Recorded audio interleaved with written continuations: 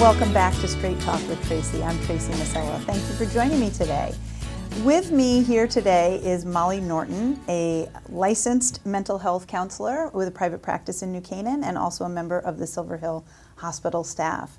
Thank you for joining me here today, Molly. Thank you for having me. We are going to be talking about OCD, obsessive compulsive disorder. I'm very excited about this conversation personally. OCD is one of those psychiatric diagnoses that is thrown around to describe a lot of not psychiatric behavior. Right. So I wanted to first start with, at the very basic, what is the definition of obsessive compulsive disorder? Okay, so very simply put, the definition of obsessive compulsive disorder is it is a psychiatric condition in which people experience intrusive thoughts, so unwanted thoughts, sometimes images that are very distressing to them. So they're bombarded with these unwanted thoughts pretty severely most of the time, and what happens then is they engage in a compulsive behavior or sometimes a neutralizing thought to get rid of the distress caused by the initial thought. Okay, So they get really trapped in this cycle of obsessions and compulsions because the compulsions are so effective at quickly neutralizing that intrusive thought. And in terms of psychiatric diagnoses, what does obsessive compulsive disorder or OCD fall under? What category of disorder? Right, so recently in the DSM-5, it now has its own category. It's obsessive compulsive and related disorders. Mm-hmm. So it used to fall under the anxiety disorders category, but they've recategorized it into obsessive compulsive and related disorders. So along with that, you have body dysmorphic disorder, Tourette's and tics, hoarding disorder. So those are in that realm now. Wow. So what's the prevalence of actually diagnosed OCD? So it's actually the fourth most common psychiatric disorder after the first three, which I think is anxiety, depression, and one other I can't think of right now. But it's very common, but it's underdiagnosed because I think there's a lot of shame and embarrassment. Mm-hmm. Some of the thoughts that people have are very taboo and they don't want to bring it up or talk about it. Some of the behaviors can be kind of embarrassing and secretive, so it's not diagnosed as much as it exists out there. So that's really interesting. I was not aware that it was the thoughts that came first that led to the compulsive behavior. So if somebody you hear somebody that's very neat, right, and likes their house to be a certain way. This is a pet peeve of mine. I know where you're going with this. And that's like OCD, right? That's people say, I'm so OCD. Right. Exactly. Right, which is totally false and incorrect because that's, there's a difference between someone who likes to be organized and neat and they enjoy being that way and that's just like a sense of calm for them, and someone who gets incredibly distressed if something is out of place. Right.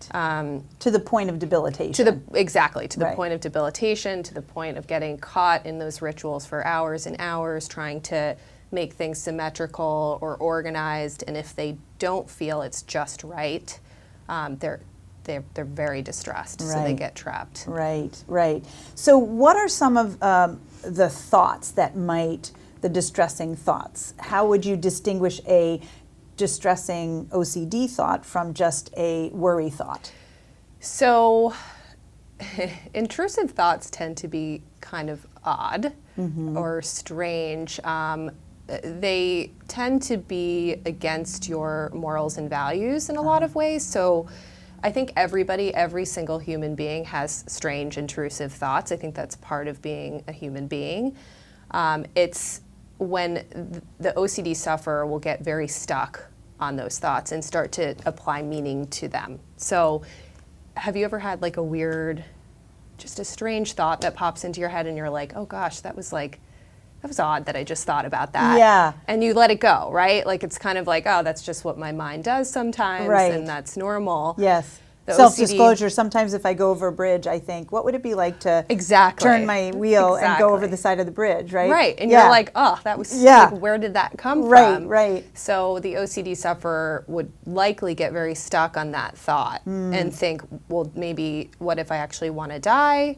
Why am see. I thinking about that? Very distressed about it. Right. And then they find whatever the ritual is to make that thought go away. Right.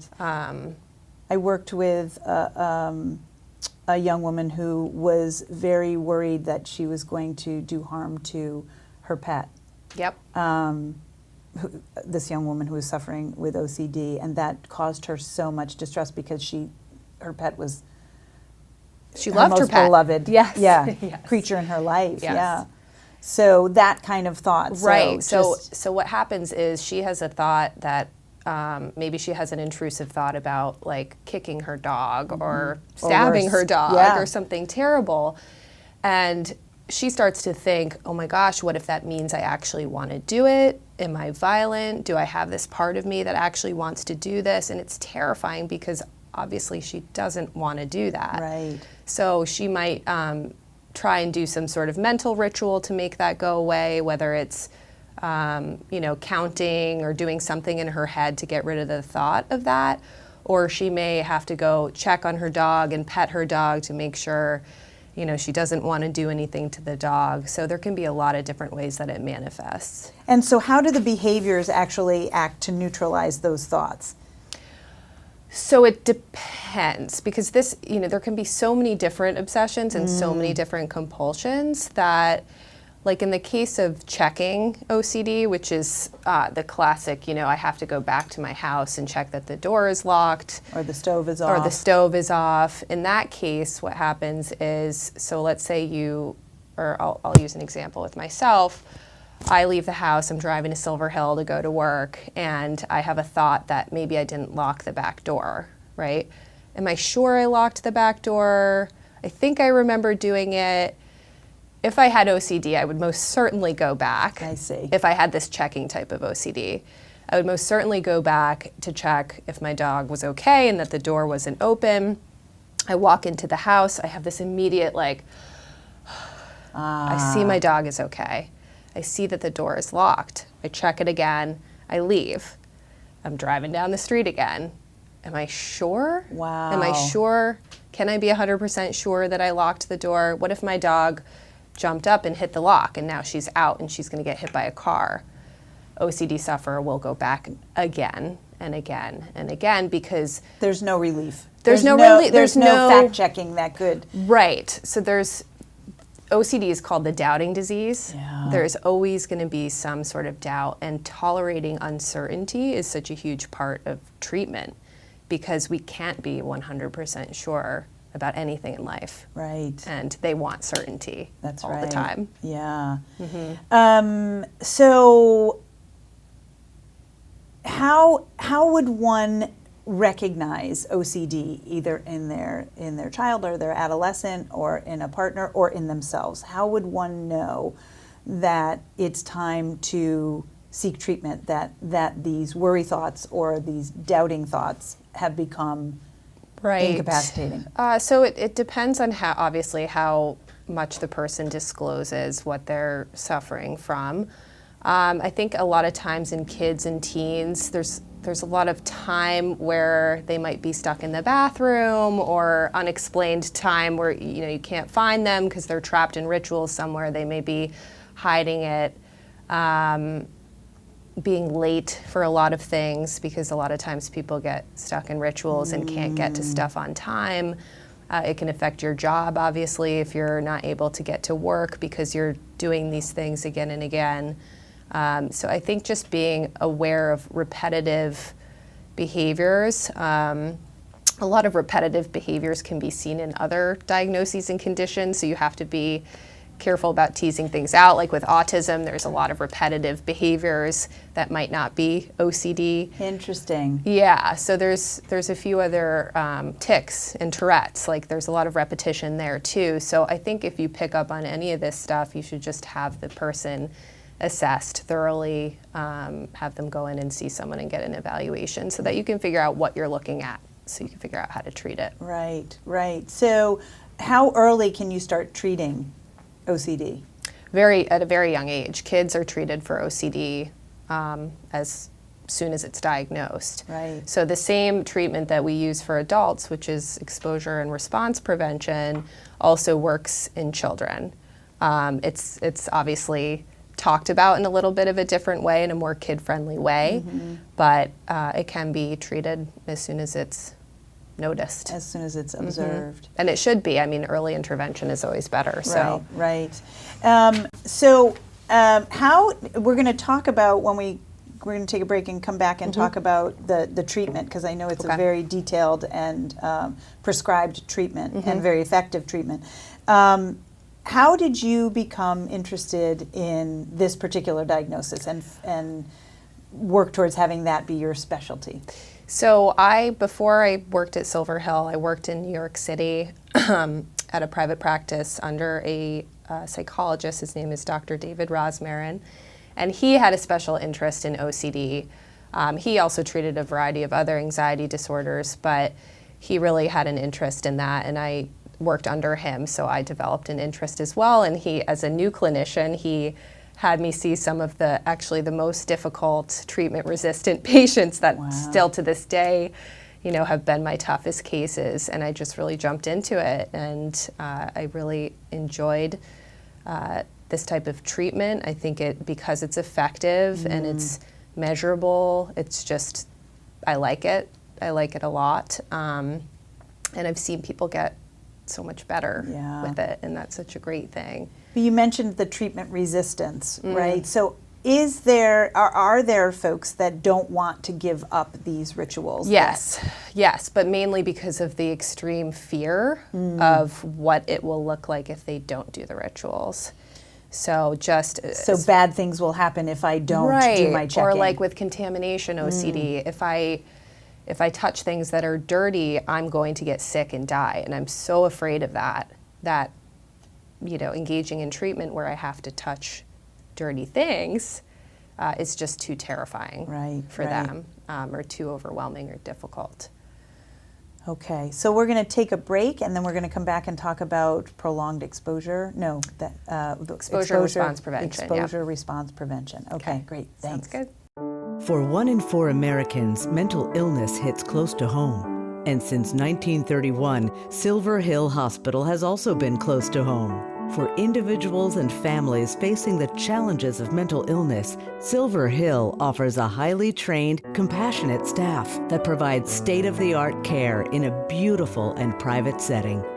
If mental health issues hit close to home, remember, there's a world-class psychiatric hospital right in the neighborhood.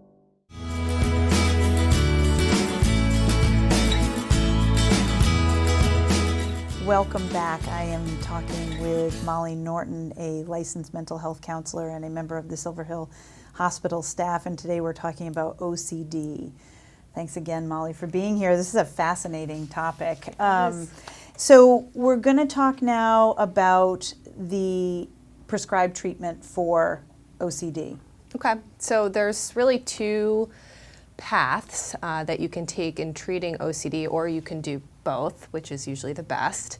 So you can, psychiatrists can prescribe medication for OCD, so antidepressant medication, SSRIs, are pretty effective in treating OCD.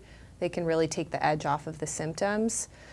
And then there's the behavioral therapy, which is cognitive behavioral therapy, more specifically exposure and response prevention. So research says that the two of those things combined actually have the best outcomes. So taking an antidepressant medication and doing the therapy.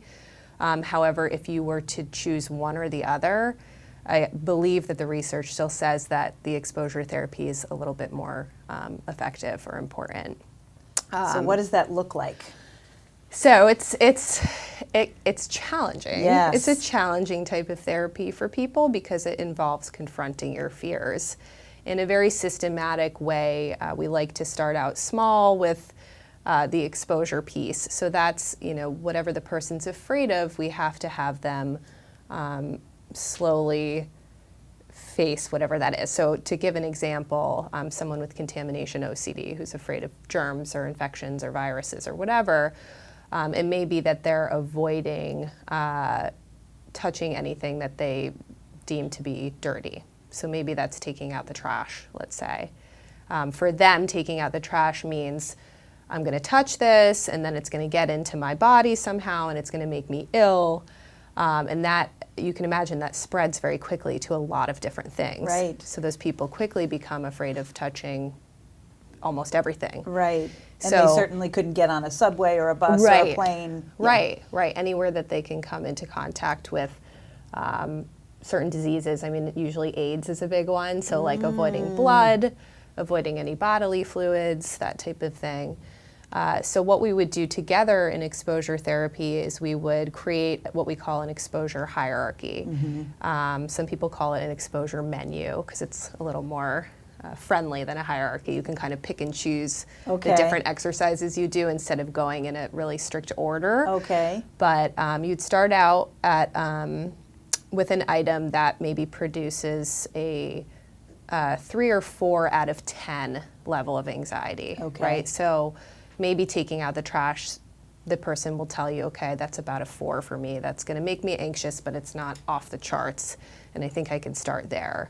So what you would do is you would have them touch the trash, take it out, do whatever they're going to do, and then prevent the ritual. So that's the second piece of thing. You have exposure and then you have response prevention. So normally that person, if they did have to touch the trash, they may wash their hands, excessively after. Okay. They may pour bleach on their hands. They may pour alcohol, like rubbing alcohol, all over their hands because of the fear of whatever that germ was.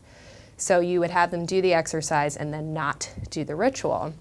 And what happens is their anxiety, of course, is going to peak. But when you prevent the ritual, that level of anxiety comes down slowly but surely. So what the ritual does is if you think of like peaks and valleys, so with the ritual, you have the exposure and you have that peak of anxiety. The ritual like shoots Cuts it that off. peak down really quickly. Right. But that's so reinforcing. That's that right. that says to your brain, I need to do this ritual It's the only in order to way. be safe, in order to feel okay. So when you prevent that ritual, ultimately the brain learns, okay, I can do this without undoing it, without doing that ritual and still be okay. Right. So your brain learns safety, Right. essentially. So it's interesting that that's the same mechanism of action in the brain as problem behaviors, right? So if I feel an intense emotion, if I don't cut off that emotion, in my brain, I believe it's going to go on forever. Exactly. Right. So, Exactly. but some of these, I would imagine, and problem behaviors, you can pretty clearly say, well, long term, this is not an effective solution.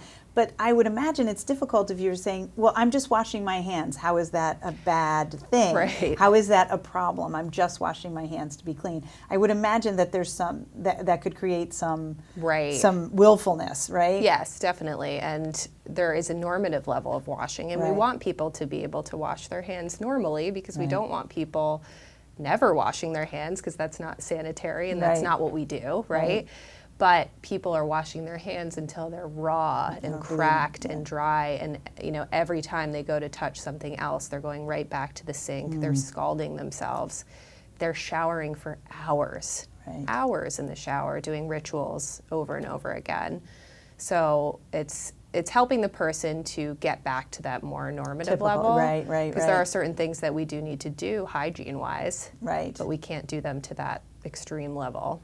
Now, is the therapist or the counselor or the psychiatrist working side by side? So would you be with the person while they are taking out the garbage? Or yeah. are they sent home? Okay. Yes, well, homework is assigned. Yes. But I do a lot of home visits. Okay. I do a lot of exposure in session. Definitely, you have to, I think, in my opinion.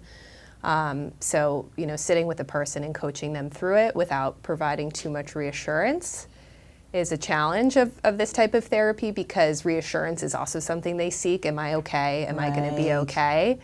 And you have to help them live with the uncertainty of, like, we don't really know for sure. Right. 100% sure if you're going to be okay. But we Right. have to live with that because we can't live in a world where there's certainty. So that is a lot of coaching that happens. But yes, the therapy really needs to be done together. Right. At least until they figure out how to do it, and then they can practice it on their own. Yeah.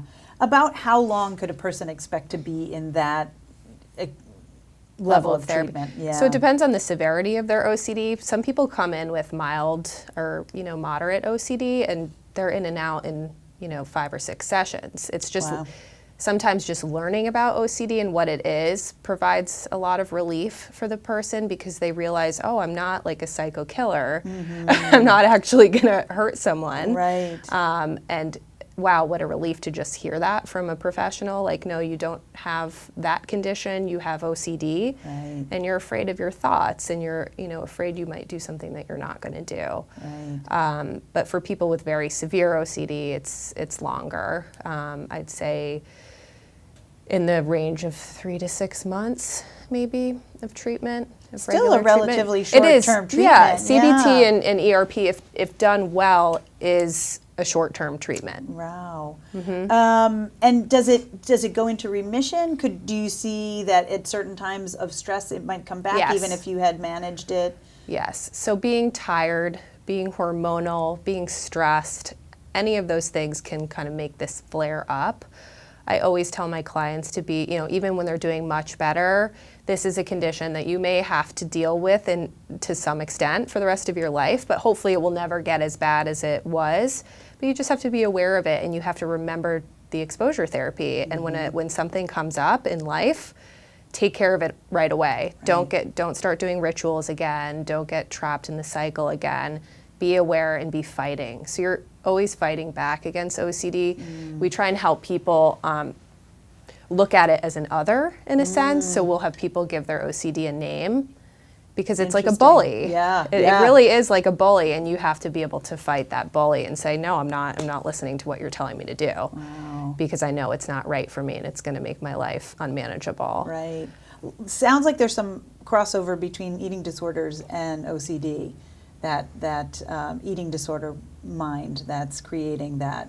Yeah, and I think with eating disorders, sometimes it's a little more egosyntonic. So it's not like with OCD, it feels very intrusive and very much like an other, and that it's happening to you. I'm not sure. I'm not an eating disorder person, so I can't be 100% sure about that. But I think eating disorders feel a little bit more tied up in their actual image of themselves. Right. But yeah, there is some crossover. Yeah. Now, talk about misdiagnosis. So if somebody came into a therapist or told a doctor that they were having thoughts about, as you mentioned before, I want to harm someone, I want to kill my mom. Right. So unfortunately, if you don't tease out the diagnosis and you don't recognize that it's OCD, I think you can do a little more or a lot more harm than good. So if someone comes in to see you and they say, I'm having thoughts about harming my mother, and they're considering it, and they're like, yeah, I really don't like her and I want to hurt her, that's a completely different thing than I'm having thoughts about stabbing my mom and it's really upsetting me and I can't stop thinking about it and I really don't want to do it. It's bothering me. That's more likely to be an OCD symptom pattern. So making sure, because if that's misdiagnosed and the person, the clinician says, wow, I think you need to be hospitalized, I think you might actually harm someone. Right. For someone that's deathly afraid of hurting anyone, that's gonna make them just, it's gonna traumatize them. Yeah. Yeah. So where would someone go for help? What are some of the resources that are available to folks that want to either learn more about it or find the actual treatment? So I think the best place to go is the International OCD Foundation website. So that's iocdf.org. They're pretty much international organization on OCD. They have lots of resources. They have a Find a Therapist directory. So only the therapists that are members of that community will be on that list. They have tons of resources in education.